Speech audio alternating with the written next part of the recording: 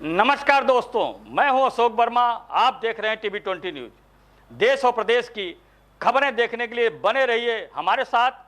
शुरू करते हैं खबरों का सिलसिला। इस खबर के प्रायोजक हैं Purvanchal machinery agencies, Verma tower, Narauli, Tanishq के शोरूम के नीचे, आजमगढ़, जिसके प्रोपराइटर हैं अशोक कुमार वर्मा और मोबाइल नंबर है 9415207728। यहाँ आपको मिलेगा प्लाईवुड, शटरिंग प्लाई, सनमाइका, दरवाजा, डोर स्क्रीन, हार्डवेयर, जिन सेट और मशीनरी पार्ट्स। तो देर फिर किस बात की, एक बार सेवा का मौका अवश्य दें। आजमगढ़ के जैनपुर से बड़ी खबर आपको दिखा रहे हैं, जहां चिन्हित प्रदेश स्तर का माफिया कुंटू सिंह के द्वारा उसकी कुर्क की गई संपत्ति को गोपनीय ढंग से बेचने का प्रकरण संज्ञान में आया। इसके बाद जांच उपरांत माफिया कुंटू सिंह सहित 3 के विरुद्ध थाना जैनपुर पर मुकदमा दर्ज किया गया है और इस मामले में पुलिस अधीक्षक अनुराग आर्य ने जानकारी दी है। सुनिए। गोपनीय हेल्पलाइन के माध्यम से सूचना प्राप्त हुई थी कि प्रदेश स्तर पर चिन्हित माफिया कुंटू सिंह के द्वारा अपनी गैंगस्टर एक्ट में कुर्कशुदा संपत्ति को नियम विरुद्ध तरीके से किसी को बेच दिया गया है। इसकी जांच कराई गई। जांच में प्रकाश में आया कि वर्ष 2008 में इसकी प्रॉपर्टी 14 गैंगस्टर एक्ट के अंतर्गत जब्त की गई थी, जिसको इसने बिना किसी न्यायालय की परमिशन के, बिना किसी को सूचित किए हुए वर्ष 2010 में अवैध तरीके से शमशाद बेगम नाम की महिला को बेच दिया, जिसके द्वारा वर्ष 2018 में इसी जमीन को मुनिराज नाम के व्यक्ति को बेचा गया। 2022 में पुनः मुनिराज के द्वारा यह जमीन शमशाद बेगम को बेच दी गई। इसकी पूरी विस्तृत जांच इंस्पेक्टर जैनपुर के द्वारा की गई। जांच में अपराध का पाए जाने पर धारा 419, 20, 67, 71, धारा 409 के अंतर्गत थाना जैनपुर पर एफआईआर नंबर 207/23 विरुद्ध कुंटू सिंह, मुनिराज और शमशाद बेगम पंजीकृत किया गया है। इसकी विवेचना विस्तृत रूप से थाना जैनपुर के द्वारा की जाएगी। आजमगढ़ सांसद दिनेश लाल यादव निरहुआ की अध्यक्षता में आज कलेक्ट्रेट सभागार में जिला स्तरीय विद्युत समिति की बैठक आयोजित की गई। सांसद ने कहा कि जनप्रतिनिधियों, विभाग के अधिकारियों का मूल उद्देश्य जनता के हित में काम करना है। उनकी समस्याओं का त्वरित निराकरण असमय किया जाना है। उन्होंने कहा कि केंद्र और प्रदेश सरकार की मंशा के अनुरूप जनता के लिए कार्य किया जाए। उन्होंने कहा कि जनप्रतिनिधियों द्वारा जो सुझाव दिया जाए उसका अनुपालन 100% सुनिश्चित किया जाए। उन्होंने विभाग के अधिकारियों को निर्देश दिया कि यदि कोई सामान्य व्यक्ति कोई समस्या लेकर आता है तो उसे स्पष्ट बताया जाए कि समस्या का निस्तारण कैसे होगा। उन्होंने विभाग के अधिकारियों को निर्देश दिया कि पूर्व की बैठक में जनप्रतिनिधियों ने जो सुझाव दिए थे उस पर क्या कार्रवाई विभाग द्वारा की गई उससे अवगत कराया जाए। जैनपुर कोतवाली में माफिया कुंटू सिंह समेत 2 अन्य पर प्रशासन द्वारा कुर्क की कार्रवाई की गई है। गैंगस्टर की जमीन कुर्क की गई। गैंगस्टर एक्ट की जमीन को खरीदने व बेचने के मामले में मुकदमा दर्ज किया है। मुकदमा दर्ज कर मामले की जांच पड़ताल की जा रही है। जानकारी के मुताबिक वर्ष 2008 में तत्कालीन डीएम मयूर महेश्वरी द्वारा ध्रुव सिंह और कुंटू सिंह निवासी छपरा सुल्तानपुर ने 14 दिसंबर 2010 को शमशाद बेगम निवासी चांदपार को तथ्यों को छिपाकर बेच दिया गया, जिसे बहरीपुर निवासी मुनिराज द्वारा 7 अप्रैल 2018 को खरीदा गया एवं पुनः 17 दिसंबर 2022 को शमशाद बेगम पत्नी हसीब को बेच दिया गया, जिसको लेकर जांच की गई तो मामला सही होने पर जैनपुर कोतवाली में तीनों के विरुद्ध जैनपुर कोतवाली में कोतवाल यादवेंद्र पांडे की तहरीर पर मुकदमा दर्ज कर विवेचना की जा रही है। इस संबंध में कोतवाल जैनपुर यादवेंद्र पांडे द्वारा बताया गया कि जमीन 14 गैंगस्टर के तहत तत्कालीन जिलाधिकारी मयूर महेश्वरी द्वारा आदेश पर कुर्क कर जिलाधिकारी सेवड़ी को प्रशासक नियुक्त किया गया था। जिस जमीन की हेराफेरी करते हुए तथ्यों को छुपाकर कुंटू सिंह द्वारा पहले शमशाद बेगम पत्नी हसीब को बेची गई, पुनः वही जमीन शमशाद बेगम ने मुनिराज प्रजापति को बेच दिया और मुनिराज प्रजापति द्वारा पुनः 2022 में 4 साल बाद हसीब को बेच दी, जिस पर पुलिस ने मुकदमा दर्ज कर जांच में जुट गई है। हैं उत्तर प्रदेश के आजमगढ़ जनपद की तरफ, जहां थाना पवई जनपद में जहां थाना पवई पुलिस ने किशोरी को अगवा कर दुष्कर्म करने वाले आरोपी को गिरफ्तार किया है। बता दें कि 26 मार्च को एक पक्ष द्वारा थाना पवई जनपद आजमगढ़ ने थाना स्थानीय पर शिकायत किया था कि 25 मार्च को समय करीब 7:30 बजे रात्रि को मेरी पुत्री को अभियुक्त द्वारा बैला फुसला कर भगा ले गए थे। संबंध में पुलिस अधीक्षक के निर्देश पर मुकदमा पंजीकृत किया गया था और राहुल कुमार राजभर पुत्र चिंतलाल राजभर निवासी कोहड़ा थाना पवई जनपद आजमगढ़ को आज गिरफ्तार करने में सफलता हासिल की गई है। आजमगढ़ के अतरौलिया कस्बा निवासी पीड़ित की भतीजी सुबह 10 बजे कोचिंग से घर आ रही थी कि रास्ते में कुछ मंझलों द्वारा उसे रोककर उसके साथ छुड़खानी करने लगा। छात्रा द्वारा उन लोगों से बचने के लिए चिल्लाती हुई भागने लगी कि उस रास्ते में उसके दो चाचा अपने खेत से काम निपटाकर वापस आ रहे थे। उन्होंने अपनी भतीजी की आवाज़ सुनी तो उसी तरफ भाग कर गए तो देखा कि 2 मंचलों द्वारा भतीजी को पकड़कर जबरदस्ती की जा रही है। आनन फानन में उन लोगों द्वारा अपनी भतीजी को मंचलों छुड़ाकर घर भेजे। मंचलों का हौसला यहाँ भी कम नहीं हुआ और छात्रा के घर आकर उनके चाचा से मारपीट करने लगे, जिसमें छात्रा के चाचा सहित 2 लोगों को चोट भी लगी। तब तक आसपास के लोग इकट्ठा होकर बीच बचाव किए। पीड़ित की तरफ से एक नामजद युवक के अज्ञात के खिलाफ थाने में तहरीर दी गई। प्रभारी निरीक्षक प्रवींद्र कुमार सिंह का कहना है कि तहरीर मिल गई है, मुकदमा दर्ज कर कार्रवाई की जा रही है। वहीं अतरौलिया कस्बे में दोनों पक्षों के दो समुदायों के होने की वजह से स्थिति तनावपूर्ण बनी हुई है। आइए सुनाते हैं कि पीड़ित ने क्या कुछ कहा। जी सर, हम लोग जो है अपने खेत में गए थे कुछ काम से, देख रेख के लिए। तो हमारी भतीजी मतलब ना समझ में मतलब चली गई थी कोचिंग आज संडे के दिन। तो उधर से आते समय जो है हमें तो ये लोग जो है ना वहाँ पे छेड़खानी करने की कोशिश किए हैं, उसके साथ जबरन करने की। और उसके बाद जो है जब वो आवाज़ मारी है तो हम लोग पोखरे तक आ चुके थे। जब दौड़ के आए हैं तो ये लोग जो है ना तो छुड़ा के वहाँ से वो भागी है। तो हम भी मतलब ये सब हमको मारने के लिए धमकी उमकी देते हुए हमारे घर तक आए। और उसके बाद जो है हमारे चौक पे भी कुछ देर तक ले जो है मतलब अभद्रता मतलब हुआ है ना, पकड़ी पकड़ा। और उसी में जो है हमको देखिए यहाँ मारा गया है, यहाँ पे चोट भी लगा है हैं। और पूरे उसको जो है इतना प्रताड़ित किया गया है कि आज वो एकदम होपलेस हो गई है। कौन कौन लोग थे? ये मोहम्मद रजा के पुत्र हैं और कलर गुफरान है। क्या आज थाने पे आए, प्रार्थना पत्र ये क्या? बस हम यही आश्वासन चाहते हैं प्रशासन से कि हमारा एफआईआर दर्ज करके उनके आप एफआईआर मतलब मुकदमा लिखा जाए और हम उसके बाद उनसे कोर्ट में मिलेंगे।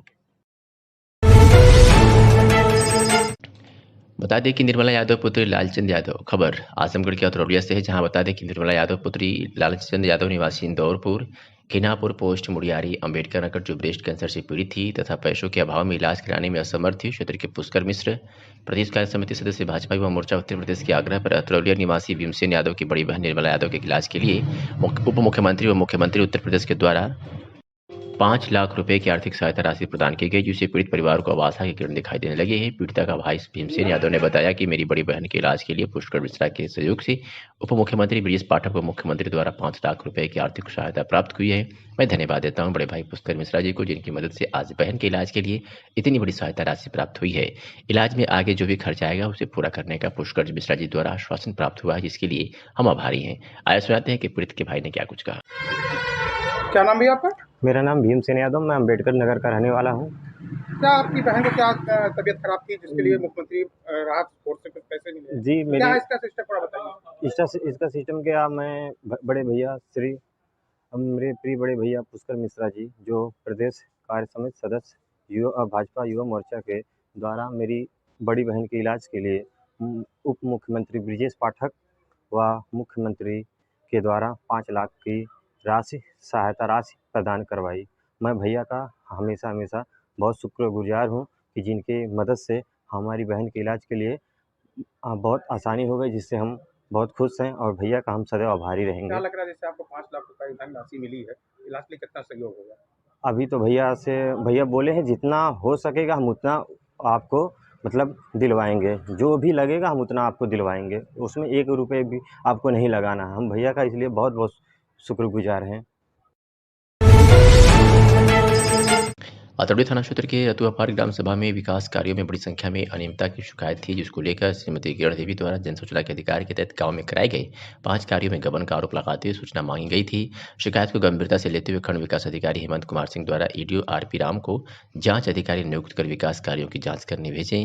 जाँच अधिकारी द्वारा गाँव में पहुंचकर आरोप लगाए गए कार्यों की जाँच कर रहे थे कि इसी बीच कुछ मीडियाकर्मी भी वहां पहुंच गए।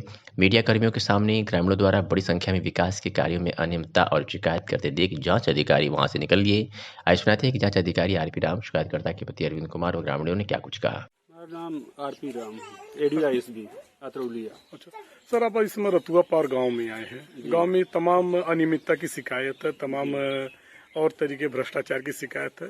तो आप सर गांव में जांच किए हैं, जांच के दौरान आपको क्या मिला सर?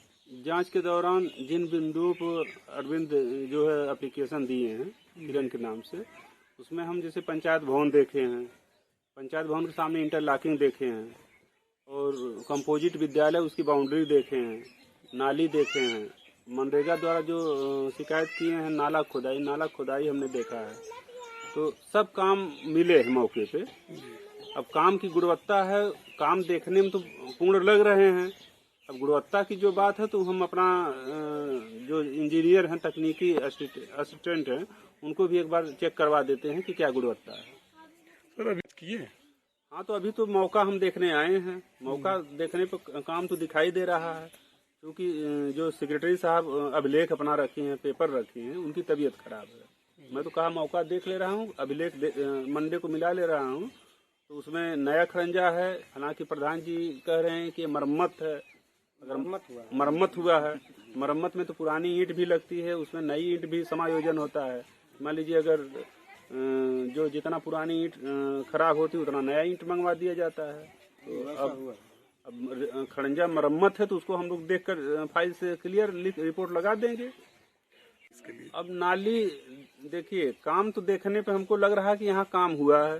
अब उसकी क्वालिटी क्या है, इसको हम खुद जो है टीए से जो तकनीकी सहायक है उनसे हम दिखवा ले रहे हैं। मतलब आपके कहने के अनुसार काम हुआ है, मानक पर हुआ है कि नहीं हुआ, बात ये जांच मानक हम जो है टीए को लेकर आएंगे, उसको चेक करवा ले रहे हैं क्या इसकी क्वालिटी में क्या कमी है या सही क्वालिटी है। ठीक सर, बहुत बहुत धन्यवाद। क्या नाम है आपका? सर अरविंद कुमार मेरा नाम है। आपकी पत्नी एक शिकायत प्रार्थना कर दी थी। जी सर। आज उसके जांच के लिए कुछ अधिकारी आए। जी। क्या शिकायत पत्र है, क्या जांच हुई, इसके बारे में बताइए। सर जांच तो एक ही चीज़ किए, अभी पूरा किए ही नहीं, तब तक वे लोग जांच बिना किए ही चले गए।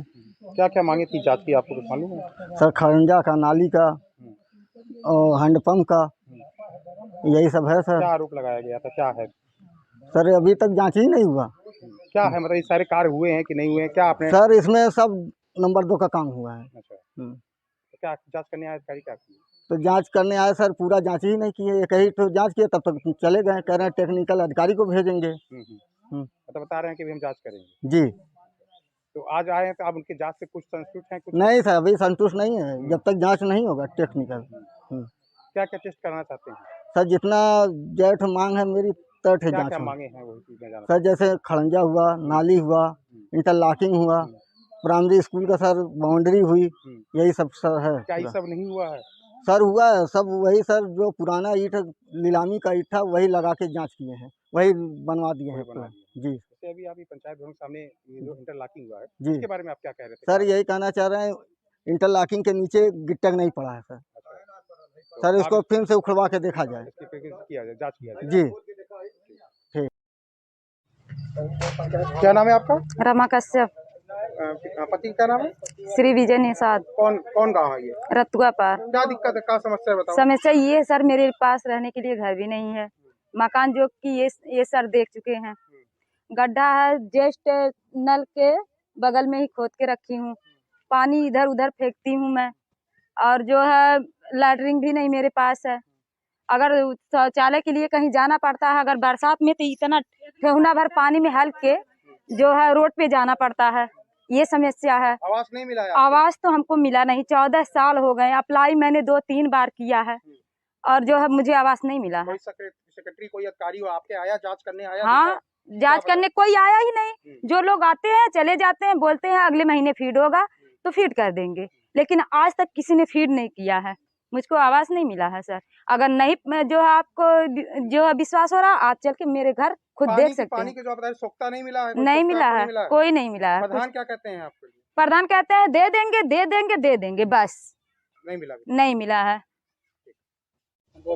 सर। क्या नाम है चाची आपका? रमावती। कहाँ के निवासी है, कहाँ घर है? यही रतुआ पार देवरवा ही बोला। क्या दिक्कत है, बताओ, क्या परेशानी? जैसे सोख्ता ना मिलल है वह दिक्कत है, पानी उदाहे पड़ल, फिर पानी खड़ंजा पर की इतना पानी जाए पड़ल हल्की। तो क्या यहाँ पे नाली उली की व्यवस्था नहीं की गई है? जैसे रहे नारी के, जब प्रधान जी करवा ना करते हैं, जब केहू ना करत तो क्या करी। कितना बरसात में क्या दिक्कत होने लगती है? हमें लोगों के बरसात में जैसे बाहर भीतर, अब तो लैटरिन बनी दियल है, लैटरिन बन गई, खाली आइले गए में दिक्कत होले, पानी जम जाला यहाँ पे। बस्ती में लगभग कितने लोग होंगे लगभग यहाँ? हाँ, बहुत घर हो गए हैं, हम तो सबको आने जाने में दिक्कत हो रही है। हाँ, सबका ये रास्ता है। हरबंसपुर स्थित सर्वोदय पब्लिक स्कूल के प्रांगण में आज परीक्षा परिणाम वितरण समारोह का आयोजन किया गया। कार्यक्रम की शुरुआत सरस्वती जी के प्रमुख सम्मुख विद्यालय के प्रबंधक राजेंद्र प्रसाद यादव द्वारा दीप प्रज्वलन से प्रारंभ हुआ। इसी क्रम में मां सरस्वती की प्रतिमा पर विद्यालय की निदेशिका द्वारा माल्यार्पण कर भी किया गया। विद्यालय की कई छात्राओं द्वारा सरस्वती वंदना प्रस्तुत की गई। इसके बाद विद्यालय की प्रबंध निदेशिका श्रीमती कंचन यादव ने छात्र छात्राओं को, जिन्होंने अपनी कक्षाओं में प्रथम, द्वितीय तथा तृतीय स्थान प्राप्त किए, उन्हें मेडल और प्रमाण पत्र देकर पुरस्कृत किया। पुरस्कृत किए गए छात्र छात्राओं के अभिभावकों को भी मंच मंच पर बुलाकर सम्मानित किया गया। कक्षा वर्गवार उत्कृष्ट प्रदर्शन करने वाले छात्रों में नर्सरी कनिष्ठा यादव, त्रिजल यादव, आदित्य मौर्य, आराध्या सिंह, नमन यादव, अंकिता राय, मिष्टी गौड़, प्राची यादव, जागृति त्रिपाठी, नैतिक स्थाना, पीयूष कुमार पाठे, नवदिव्यांश तिवारी, अश यादव, अमन यादव, सार्थक निषाद, अमन यादव, वैभव यादव, निलय सिंह, अनुराग, अविरल सिंह सहित तमाम लोग थे। परीक्षा फल का वितरण किया गया। जैसा कि पहले से ही यह कार्यक्रम सुनिश्चित था, हम लोगों ने आज, क्योंकि संडे है, अभिभावकों की संख्या ज़्यादा से ज़्यादा आ सके, इस वजह से आज के दिन 2 अप्रैल 2023 को वार्षिक परीक्षा का वितरण किए, जिसमें 1 से लेकर के 8वीं तक के विद्यार्थी सर्व शिक्षा अभियान के तहत, जैसा कि भारत सरकार की गाइडलाइंस है, इसमें 100% हमने रिजल्ट दिया। 9th और 11th के बच्चों ने शानदार प्रदर्शन किया और इनका इतना शानदार प्रदर्शन रहा कि हमारे 9th में हम लोगों को यह एक बार सोचने को विवश कर दिया कि किन बच्चों को प्रथम पोजीशन दिया जाए, क्योंकि 3 बच्चे एकदम एग्जैक्ट 99.22% पर अपने मार्क्स को समेटे हुए थे, लेकिन संयुक्त रूप से तीनों बच्चों को हमने प्रथम स्थान दिया। इस तरीके से 9th में 100% रिजल्ट रहा। 11वीं की जो परीक्षा थी, विगत वर्ष कोरोना की वजह से थोड़ा सा बच्चे भटक गए थे और आफ्टर कोरोना बच्चे पढ़ाई पर उतना फोकस नहीं कर पाए। फिर भी हमारे टीचर्स के अथक प्रयत्न तथा उनके सतत एवं व्यापक मूल्यांकन के द्वारा यह संभव हो सका कि अभी हमारे विद्यालय में 11वीं की परीक्षा जो थी वह लगभग 90% से ऊपर रहा और बाकी जो बच्चे 10% में बचे हुए हैं वो 1 विषय या 2 विषय में हैं। लेकिन जब इनको दूसरा मौका दिया जाएगा तो हमें जहाँ तक उम्मीद है कि वे पूरी की पूरी सफलता प्राप्त कर सकेंगे। इसमें मैं अपने विद्यालय के जो मैनेजमेंट है, हमारे चेयरमैन सर, हमारी प्रबंधिका महोदय, हमारे लर्नेड कलीग्स और वे समस्त विद्यार्थी जो कि इस विद्यालय को वास्तव में अपने एक सुसंगठित तरीके से तथा कर्तव्य होकर के अपनी राह पर आगे चलते हैं, उन्हीं का परिणाम रहा कि आज हम 100% रिजल्ट देने में कामयाब रहे। 6 अप्रैल दिन बृहस्पतिवार को श्री श्री 1008 श्री नित्य गोपाल दास जी महाराज की कृपा पात्र श्री श्री 108 राजीव लोचन दास जी महाराज के द्वारा नगर पंचायत स्थित पश्चिमी पोखरा हनुमानगढ़ी अतरौलिया में हनुमान जयंती समारोह में भव्य झांकी का आयोजन किया जा रहा है। मंदिर के पुजारी राजीव लोचन दास जी महाराज ने बताया कि 6 अप्रैल को हनुमान जयंती के अवसर पर एक भव्य शोभा यात्रा निकाली जाएगी। यह शोभा यात्रा अतरौलिया नगर पंचायत का भ्रमण करते हुए मदिया पार मोड़ तक जाएगी, वहां से पुनः चितौनी तक शोभा यात्रा निकाली जाएगी। इस हनुमान जयंती के भव्य शोभा यात्रा में सभी भक्तों से निवेदन है कि अधिक से अधिक संख्या में पधार कर अपने जीवन को कृतार्थ करें। 7 अप्रैल शुक्रवार को सुंदरकांड रामचरितमानस एवं प्रवचन का आयोजन होगा। 8 अप्रैल शनिवार को बालाजी हनुमान जी महाराज का विशाल भंडारा एवं भव्य भंडारे का आयोजन होगा, जिसमें सभी लोग आकर भंडारे में प्रसाद ग्रहण करें व जीवन को कृतार्थ करें। उसी दिन भंडारे व हरि कीर्तन का भी आयोजन होगा। आइए सुनाते हैं कि श्री 108 राजीव लोचन दास जी महाराज ने क्या कुछ कहा। महाराज जी, हनुमान जयंती समारोह का आयोजन किया गया है जी, ये क्या है, कैसे है, कब होगा और कैसी झांकियाँ निकलेंगी, इसके बारे में थोड़ा बताइए। हनुमान जयंती जो है, हनुमान जी की असीम कृपा से यह मनाया जा रहा है और यह जयंती 6 अप्रैल को भव्य झांकी शोभा यात्रा निकाली जाएगी। यह शोभा यात्रा अतरौलिया बाजार से पूरा नगर भ्रमण करते हुए मदिया पर मोड़ तक जाएगी और मदिया पर मोड़ से वापस होके छितौनी तक जाएगी। और हनुमान जयंती का शोभा यात्रा भव्य मनाया जा रहा है। इसलिए आप लोग भक्तों से, श्रद्धालुओं से निवेदन है कि अधिक से अधिक संख्या में पधार कर हनुमान जयंती में भाग लें, अपने जीवन को कृतार्थ करें। 6 अप्रैल को हनुमान जयंती उत्सव मनाया जाएगा। 7 अप्रैल को सुंदरकांड, रामचरितमानस सुंदरकांड एवं प्रवचन का भी आयोजन रखा गया है और 8 को बालाजी हनुमान जी महाराज जी का विशाल भंडारा, भव्य भंडारा है। आप लोग इस भंडारे में आकर के प्रसाद ग्रहण करेंगे, अपने जीवन को कृतार्थ करेंगे और बालाजी का प्रसाद है, अवश्य जाएंगे। और ये हनुमान जयंती जो है 8 को शनिवार को उस दिन कीर्तन का भी आयोजन रखा गया है और भंडारा का महाप्रसाद का आयोजन रखा गया है। आप लोग भंडारा के प्रसाद अवश्य ग्रहण करेंगे और अपने जीवन को कृतार्थ करेंगे। जय श्री राम। आजमगढ़ पुलिस ने 59 अपराधियों को गिरफ्तार किया है। 39 व्यक्तियों के विरुद्ध 151 सीआरपीसी की कार्रवाई भी की गई है। आजमगढ़ पुलिस द्वारा अपराधियों के विरुद्ध जीरो टॉलरेंस की पॉलिसी के अंतर्गत अभियान चलाया गया। बीती रात सभी के यहाँ दबिश दी गई। दबिश के दौरान आजमगढ़ पुलिस के द्वारा 59 अपराधियों को गिरफ्तार किया गया, जिसमें नगर क्षेत्र से 32 तथा देहात क्षेत्र से 27 वारंटी, मारपीट, हत्या के प्रयास तथा विभिन्न मुकदमों में वांछित व्यक्तियों को गिरफ्तार किया गया। 39 व्यक्तियों के विरुद्ध 151 सीआरपीसी की कार्रवाई की गई, जिसमें नगर क्षेत्र से 11 तथा देहात क्षेत्र से 28 व्यक्तियों के विरुद्ध 151 सीआरपीसी की कार्रवाई की गई। व्यापक अभियान चलाकर पूरे जनपद में सभी थानों पर 59 लोगों की गिरफ्तारी करी गई है, जिसमें 32 लोग शहरी क्षेत्र से और 27 लोग ग्रामीण क्षेत्र से गिरफ्तार किए गए। कुल 59 लोगों की गिरफ्तारी करी गई है। इसमें मारपीट के मुकदमे के 307 के, 308 के, 420 के मुकदमे वाले अभियुक्त हैं व विद्युत अधिनियम में कुछ लोग हैं जो न्यायालय में उपस्थित नहीं हो रहे थे। इसके अलावा 39 गिरफ्तारियां 151 में कल करी गई हैं, जिसमें 11 शहरी क्षेत्र में हैं और 28 ग्रामीण क्षेत्र में गिरफ्तारी करी गई है। टोटल 98 गिरफ्तारियां पुलिस के द्वारा कल करी गई हैं और ये लगातार पुलिस का अभियान जारी रहेगा और जो भी अभियुक्त जो न्यायालय प्रस्तुत नहीं हो रहे सभी गिरफ्तारी करेगी और न्यायालय के समक्ष प्रस्तुत करके इनको जल्दी से जल्द दंड दिलाया जाएगा। सर, ये कब से फरार थे और किस तरीके के अपराधी हैं? ये आपको बताया, जैसे बहुत सारे 307 के अपराधी हैं, 308 मारपीट से संबंधित अपराधी हैं, कुछ लोग 420 के अपराधी हैं, इसमें 420 की धारा इसमें लगी है, कुछ लोग विद्युत अधिनियम की जिन्होंने विद्युत चोरी करी है और लगातार कोर्ट में जाने से बच रहे थे, ये अपराधी हैं। पुलिस का लगातार अभियान चलता रहेगा, इनको गिरफ्तार किया जाएगा, पुलिस न्यायालय के समक्ष प्रस्तुत किया जाएगा और जल्दी से जल्दी इनको सजा दिलाई जाएगी। आजमगढ़ के जैनपुर में बीती रात में मॉडर्न एरा स्कूल में पहुंचे प्रदेश के नगर निकाय व ऊर्जा मंत्री योगेश वर्मा ने कहा कि प्रदेश भर में जर्जर विद्युत तारों के मरम्मत व नवीनीकरण को लेकर 17,000 करोड़ के बजट के साथ दुरुस्त करने कार्रवाई की जाएगी, जिससे प्रदेश की विद्युत व्यवस्था को और आधुनिक बनाया जा सकेगा। उन्होंने कहा कि विद्युत उत्पादन बढ़ा है, जबकि लाइन लॉस समेत अन्य घाटा होता था। नगर निकाय चुनाव की अधिसूचना चुनाव आयोग की तरफ से जारी की जाएगी। आरक्षण की अधिसूचना जारी की गई है। इसमें 6 अप्रैल की शाम 6 बजे तक आपत्ति दाखिल की जा सकती है। इसके बाद आरक्षण की सूची चुनाव आयोग को भेजी जाएगी। उसके बाद चुनाव आयोग के ऊपर निर्भर करता है कि कितने चरणों में कब कब चुनाव कराना है। इसमें सरकार का कोई दखल नहीं है। उन्होंने कहा कि प्रदेश की 28 से 30% आबादी नगर निकायों में रहती है, जबकि प्रदेश के अर्थतंत्र का 65% योगदान नगर निकायों का होता है। इसलिए नगर निकायों को विश्व के किसी भी नगर के समकक्ष बनाने को लेकर नवीनीकरण योजना चलाई जा रही है, इनको और आधुनिक बनाया जा रहा है। इसके अलावा उन्होंने कहा कि संविधान के अनुसार जो आरक्षण की व्यवस्था की गई है, उसके अनुसार नगर निकाय चुनाव में आरक्षण की व्यवस्था की गई है।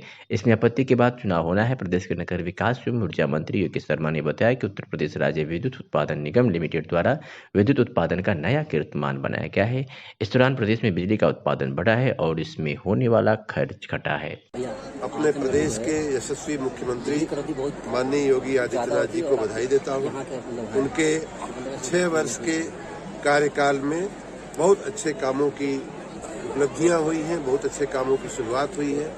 पिछला जो 1 साल उनके जो द्वितीय कार्यकाल का जो पिछला 1 साल गया है, उस कार्यकाल में भी हमने उनकी योजनाओं को, उनकी जो मंशा थी, उनकी भावनाओं को आगे बढ़ाने का प्रयास किया है। हमारे जो दोनों विभाग हैं उनमें बहुत ही उत्कृष्ट कार्य हुआ है। अभी मैं रास्ते में था, तभी मुझे जानकारी हमारे विभाग के लोगों ने दिया, इस वर्ष मतलब जो गया वर्ष हुआ है उसमें जो बिजली का उत्पादन हुआ है, वो अभी हम प्रेस नोट आप लोगों को भिजवा रहे हैं, लेकिन जो बिजली का उत्पादन हुआ है वो पिछली साल की अपेक्षा 13% से ज्यादा अधिक हुआ है। इतना ही नहीं, पिछला जो रिकॉर्ड था वो भी टूटा है। 39,000 से ऊपर मिलियन यूनिट्स का हमारा उनका बिजली का रिकॉर्ड। तो इस प्रकार के कई क्षेत्रों में एक तरफ हमारा प्लांट लोड फैक्टर बढ़ा है, दूसरी तरफ हमारा जो एटीसी लॉस जिसको बोलते हैं, टेक्निकल और कमर्शियल लॉस जो है वो घटा है। तो इस प्रकार जो अच्छी चीजें थी उनको बढ़ोतरी हुई है, जो कमियां थी उनको घटाने का काम हुआ है। कुल मिलाकर के हमारे प्रशासन में, ऊर्जा विभाग के प्रशासन में बहुत ही सक्षम कार्य हुआ है। उसी प्रकार नगर निकायों में भी आप देख सकते हैं कि दैनिक सुबह 5 बजे से उठ करके 8 बजे तक के बीच में सफाई हमारे मैन और मशीन, मनुष्य और मशीन दोनों के सामंजस्य से अच्छा कार्य हो रहा है। मैं सभी अपने नगर विकास के कर्मियों को, ऊर्जा विभाग के कर्मियों को, सबको मैं बधाई देता हूँ। सर, आज बिजली विभाग जिस तरह से सरकार ने अपनी मंशा जाहिर की थी और जगह जगह मनाया गया था, तो जिस तरीके से कहीं भी इस तरीके की पूरे उत्तर प्रदेश में कोई घटना नहीं सुनी है, बाकी लोगों भले रही, इसको लेकर आपकी तैयारियां बिजली कटौती बहुत रहेगी, इससे ज्यादा होती है। पहली बात तो ये कि जहाँ भी भगवान राम का नाम लिया जाता है वहाँ मंगल ही मंगल होता है, वहाँ अमंगल की कोई कल्पना हो ही नहीं सकती। उनका नाम ही मंगलकारी है। और ऐसा भी हमारे रामायण में, रामचरितमानस में की चौपाइयों में कहा गया है, नाम जपत मंगल दिस दसहु। उनका नाम लेने से 10 दिशाओं में मंगल होता है, इसलिए कोई अमंगल होना वैसे भी संभव नहीं था। और माननीय मुख्यमंत्री जी की जो मंशा थी, हम सब की जो मंशा थी कि समाज में एक रास्ता आवे, समाज में सामंजस्य आवे, उस भावना से रामचरित। खबर भदोही जिले से है, जहां शनिवार की देर शाम गोपीगंज नगर में पुलिस चौकी के सामने खड़ी कार का शीशा तोड़ उचक के कार में रखे गए बैग के साथ 2 कीमती मोबाइल लेकर भाग निकले। वाराणसी जनपद के दुर्जनपुर बड़ागांव निवासी सौरभ श्रीवास्तव इंदौर से घर लौट रहे थे। शनिवार को गोपीगंज पहुंचने पर पुलिस चौकी के सामने उतरी लेन पर कार खड़ी कर चाय पीने के लिए परिवार सहित दुकान पर गए थे।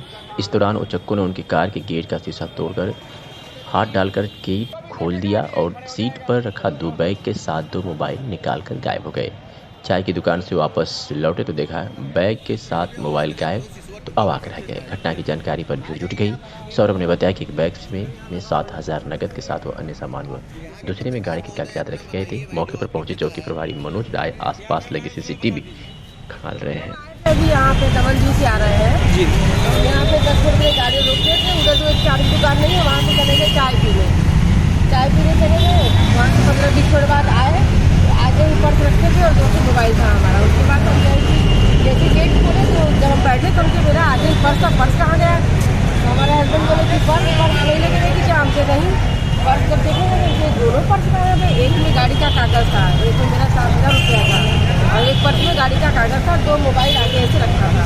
हम लोग जब खोजने लगे पूरा बाहर निकली तो गाड़ी देखे पीछे काम हल्का सा टूटा हुआ है। मतलब 7,000 रुपया नगद था आपका? हाँ, 2 मोबाइल था और गाड़ी का कागज़ इतना हमारा गायब हुआ है।